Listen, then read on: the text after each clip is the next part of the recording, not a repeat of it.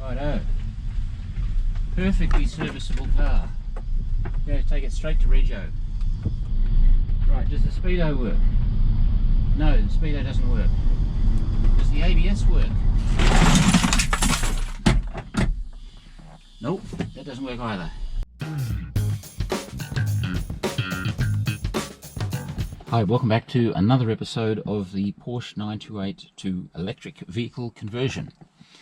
And today I'm in the MG. This is our MG ZS donor car. And as you'd know by now, the plan is to take everything we need from this car, put it in the Porsche and make the Porsche electric. One of my concerns with using the MG motor was that it wouldn't have enough grunt. Wayne in particular suggests that it couldn't pull the skin off a rice pudding. Too puny for a Porsche, I'm afraid. Now the MG has very complicated electronics. With all the recent tinkering and removing things like the wheel speed sensors and various modules, I was afraid that the MG would go into limp mode and the performance would be reduced even more. But as you'll see later on in this episode, I'm pleased to say the opposite seems to have happened. Removing bits has released the shackles on the little MG, and my problem now is controlling wheel spin, even from a rolling start.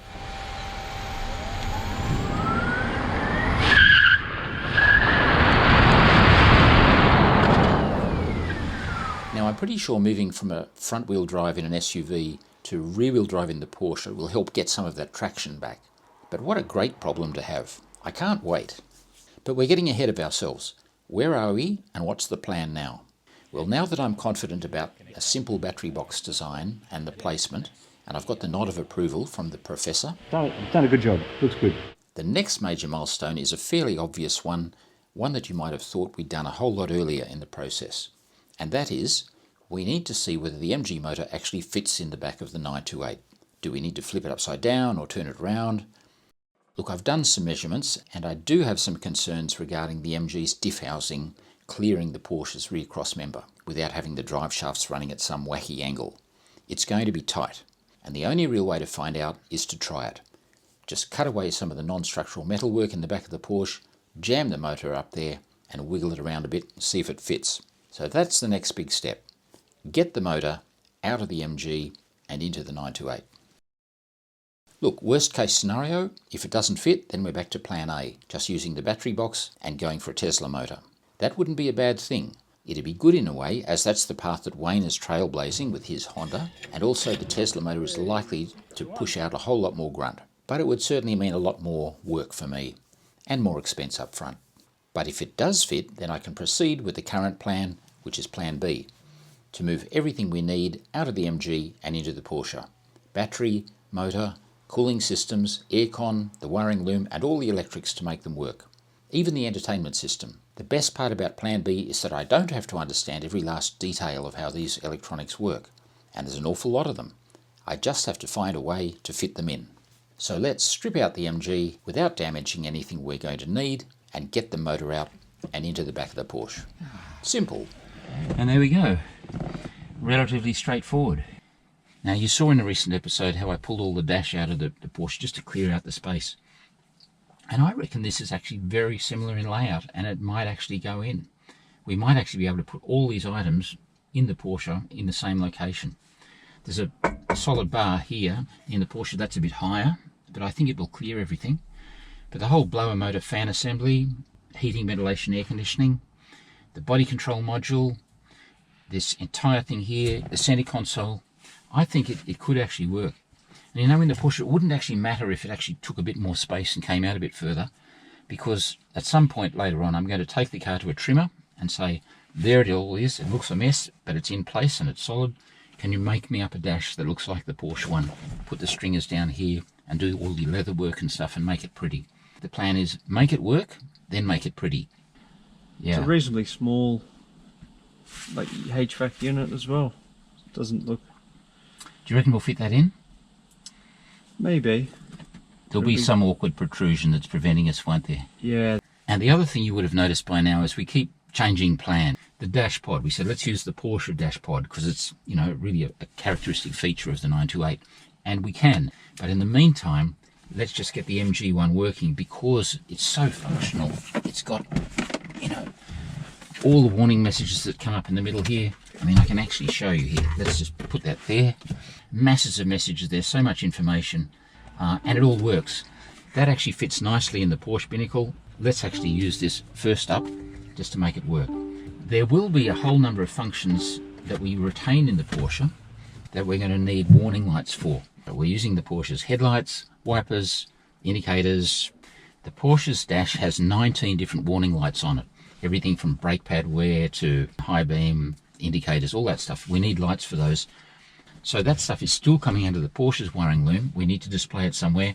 It'd be way too hard to try and configure it into this dash, so we'll put a bunch of warning lights. I've already ordered 16 of them to go around the outside. So I think this display, even though when you first turn it on it says MG, we'll just pretend it's not there. Maybe one day we'll find out where that bitmap is and we'll change it to a Porsche one. All the useful stuff, the odometer, how much KERS we're using, change the KERS setup, Kudu 1, I don't know if you can see that, but it's changing that. Isn't it amazing? You just plug things in and they work. We're breaking new ground in so many areas with this, we can't jump straight to the final solution, excuse the expression. Short-term goals, small steps. So Matt's busy building a beautiful exhaust system for a Renault Clio. It's obviously a race car. Look at all this, beautiful looking car. We love the Clio Sports, don't we? Yeah, a few tricks done to this, yeah, it's good. Yeah. Hey Matt, I have to tell you, my back is completely given up. Listen, listen. You're wrecked, mate, you're done. I got a hammer, I can try it. Yeah. Let's check your whelks. Oh, and don't check too close. That's beautiful. Yeah, we get that for just a... that's not a show car, no one will ever look at that, but that's beautiful. Yeah. I can see what our problem's going to be. It's space. Space is the killer. That's it. It's oh well. You're good to be out on a farm somewhere with a huge shed and but I'll get back to stripping out my MG. Good luck. Here it is. Look, it's even on charge. I'll show you what I've done. Look, big void. Fire her up.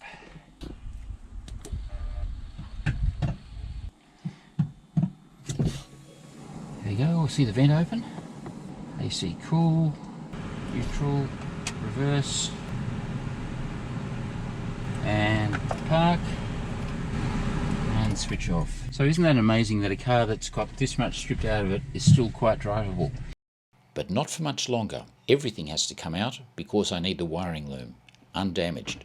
So we start at the back and work our way forward.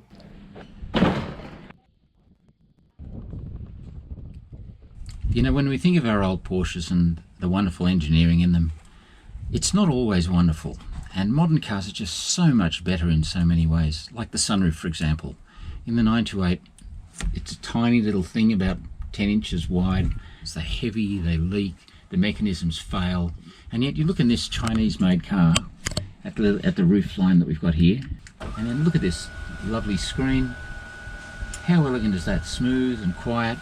And then we've got a 5-way stepper switch here. And it just works, it doesn't leak. Let's close it up again. Tiny little motor here. It's just a beautiful bit of engineering. Now there's no way I would attempt to retrofit this into the 928, so all we're going to do is to disable the sunroof in the 928 and hopefully it won't leak. But it just seems such a shame to throw this stuff out. Oh, look at that. Brand new.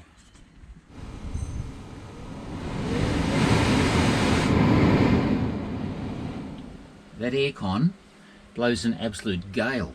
Out with the airbag, won't be needing that no more. Sorry. Horn, charging sockets, AC and DC. Need all that. Okay, now what's that? Oh, that'll be the pedestrian alert speaker, just to let the general pubic out there know that we're coming through in our electric Porsche. We might keep that, but this is going to be a slow process, so let's go forward. Now it's done. So here's the loom, looking pretty good, basically labelled, and we'll just feed it all the way forward and out the front. Sounds pretty straightforward, doesn't it? Now if I was just stripping the wiring from this car, it'd be out with the side cutters and we'd be all done in half a day. But we're not. We're migrating from one car into another, and with a lot of the wiring I don't know whether it's necessary or not for the car to be drivable.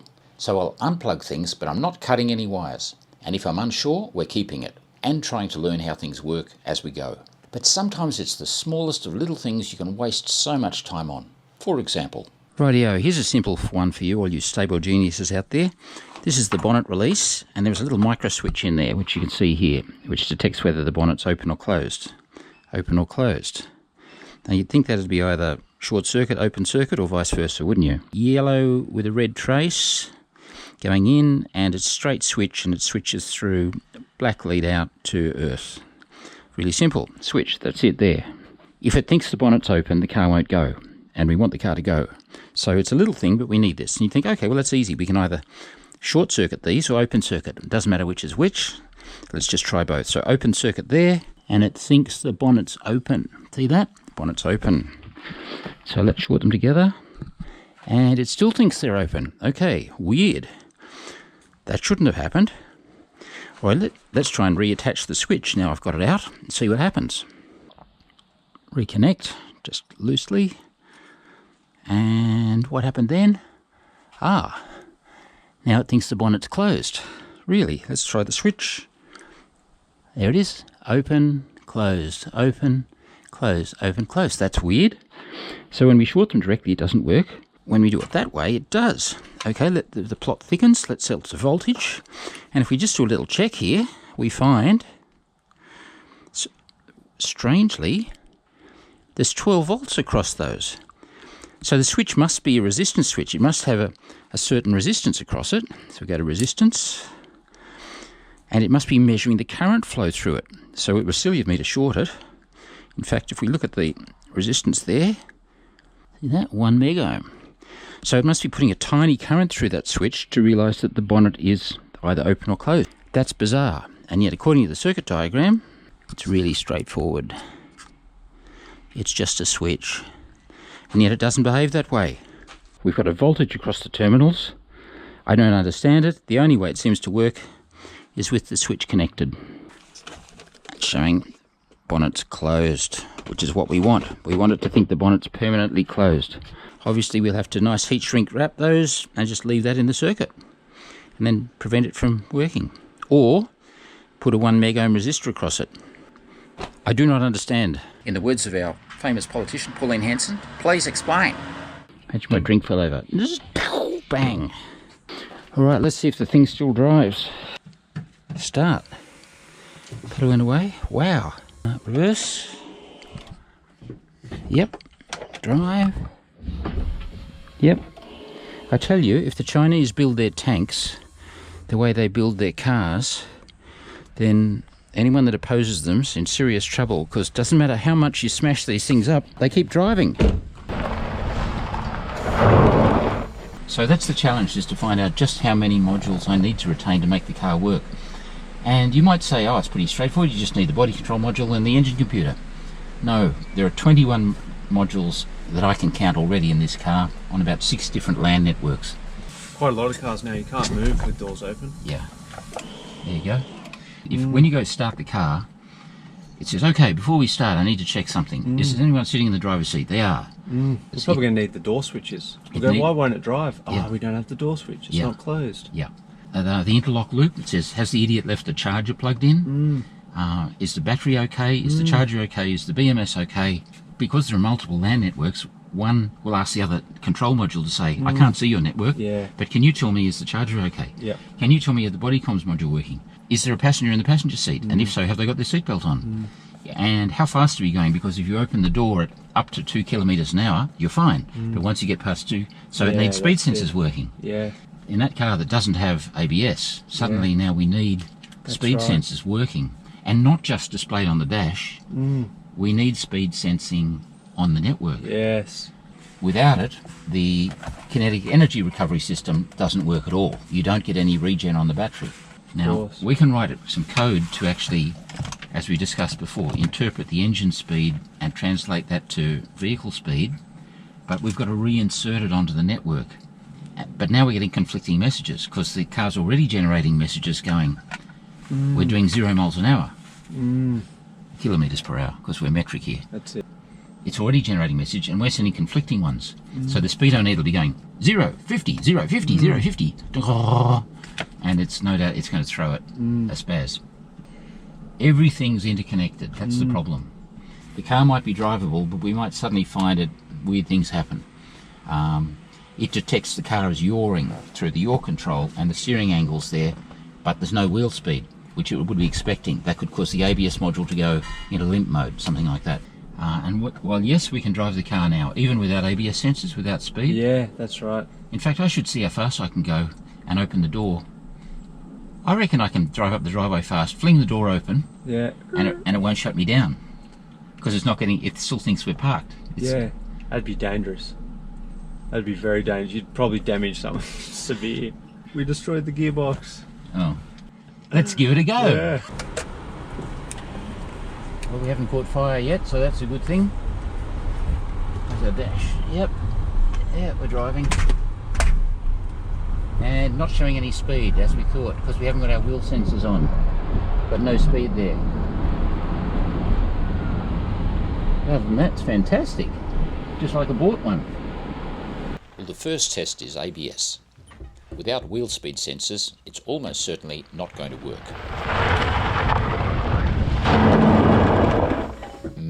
Nope. Lock her up. Does it reduce the power in reverse? Good question. It might not. You'd think it would. Oh, ow!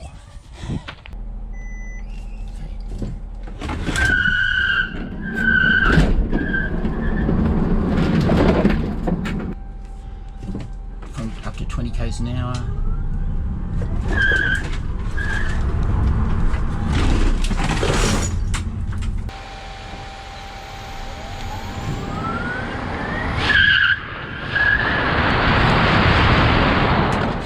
Bloody hell, couldn't get the power down.